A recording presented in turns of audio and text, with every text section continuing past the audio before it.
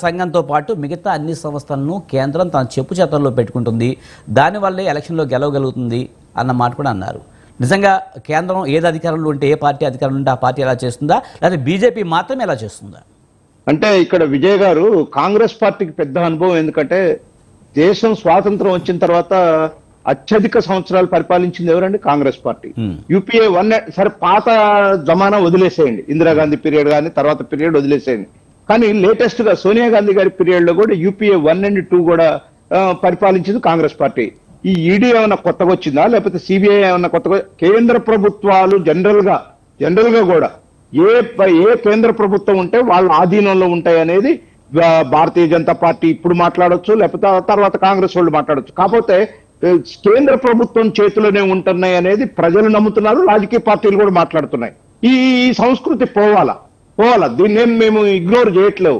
ఖచ్చితంగా కేంద్ర ప్రభుత్వంలో ఉన్నటువంటి ఈడీ కానీ లేకపోతే సిబిఐ కానీ అనేక దర్యాప్తు సంస్థలు కానీ సంబంధించిన ఎలక్షన్ కమిషన్ కానీ మొత్తం కూడా కేంద్రంలో ఏ ప్రభుత్వం ఉంటే ఆ ప్రభుత్వం మీకు వాటి మీద ఈడీ కానీ లేకపోతే సిబిఐ కానీ ఉన్నప్పుడు ఈ దేశంలో వాటికి మాట రాంది ఎప్పుడంటే United front, national front, NDA 3 government Telugu Desam party ఎప్పుడైతే కేంద్రంలో వాళ్ళ సహకారంతో చేశారో ఆనాడు సిబిఐ కానీ ఈడీకి కానీ పేరు రాల. కానీ ఆ తర్వాత వచ్చిన ప్రభుత్వాలు, ఇటు కాంగ్రెస్ ప్రభుత్వం కానీ బీజేపీ ప్రభుత్వానికి కానీ, ఈ ప్రభుత్వాలకు అంటగట్టడం మొదలైంది కాంగ్రెస్ తోటే స్టార్ట్ అయింది. అది ఆ కాంగ్రెస్ తోటే ఆ ఆనవాయితీ స్టార్ట్ అయింది. కానీ ఇది పోవాలి. దానికి ఉన్నటువంటి స్వతంత్ర ప్రతిపత్తి కల్పించాలి. వాటి దేశంలో వాటి విశిష్టణ అధికారాలతో అవి పరిపాలించాలి. అట్లా చేయాలి. రెండోది వారు అన్నట్టు ఇప్పుడు ప్రజలు కోరుకుంటున్న మాట వాస్తవం. ప్రజలు బ్యాలెట్ నే కోరుకుంటున్నారు. There is no doubt about it. దీంట్లో రాజీ పడే ప్రసక్తే లేదండి. ప్రజల మట్టికి భారతదేశంలో బ్యాలెట్ వస్తే బాగానే కోరుకుంటున్నారు. అది ప్రభుత్వం ఎట్లా రెఫరెండం ద్వారా చేస్తుందా, ఎట్లా చేస్తుందా? కానీ ఖార్గే గారు మాట్లాడినప్పుడు ఇది ఒక్కటి కోరాలా, బ్యాలెట్ కావాలి అని కోరాలి. కానీ మీరు ఈవీఎంల ద్వారా అధికారంలోకి వచ్చారనే మాట ఒక ఏఐసిసి ప్రెసిడెంట్ గా మాట్లాడకూడదు. ఎందుకంటే గతంలో కేంద్ర ప్రభుత్వాలు 2 ఏర్పాటు చేశారు. ఇప్పుడు 3 రాష్ట్రాల్లో ప్రభుత్వాలు ఉన్నాయి వాళ్ళవి. ఎందుకు అట్లా బ్లేమ్ చేస్తారు? ప్రజలను ఎందుకు తప్పుదోవ పట్టిస్తారు? కాబట్టి బ్యాలెట్ కోరటం అనేది ఒకటి. సరే, సైంటిఫిక్ గా ఇప్పుడు ఆర్టిఫిషియల్ ఇంటెలిజెన్స్ వచ్చింది, ఇవన్నీ వచ్చినాయి కాబట్టి, చాలా మార్పులు వచ్చినాయి కాబట్టి మాకు నిజంగా ఓటేసిన తృప్తి కూడా లేదని ప్రతి వాళ్ళు అనుకుంటున్నారు. కాబట్టి అది కోరుకోవటంలో తప్పు లేదు.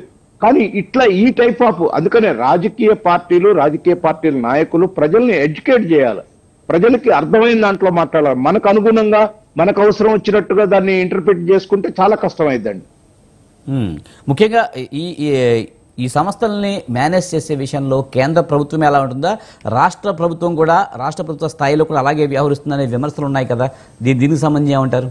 డెఫినెట్ గా రాష్ట్ర ప్రభుత్వాల చేతిలో ఉన్నటువంటి ఏసీబీ గానీ లేకపోతే సిఐడి గానీ ఇవన్నీ కూడా ప్రభుత్వాల్లో ఎవరుంటే వాళ్ళకి పనిచేస్తున్నట్టుగా ప్రజల్లో అపోహ ఉంది, రాజకీయ నాయకుల్లో కూడా ఉందండి.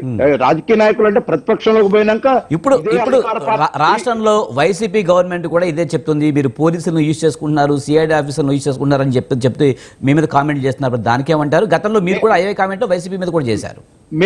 మేమేమంటున్నామంటే పోలీస్ అధికారులని చట్ట ప్రకారం చేపిస్తున్నాం. ఇప్పుడు నువ్వు చట్టంతో పని చేపిస్తే డెఫినెట్ గా రేపు వాళ్ళు కూడా బాధ్యులవుతారు.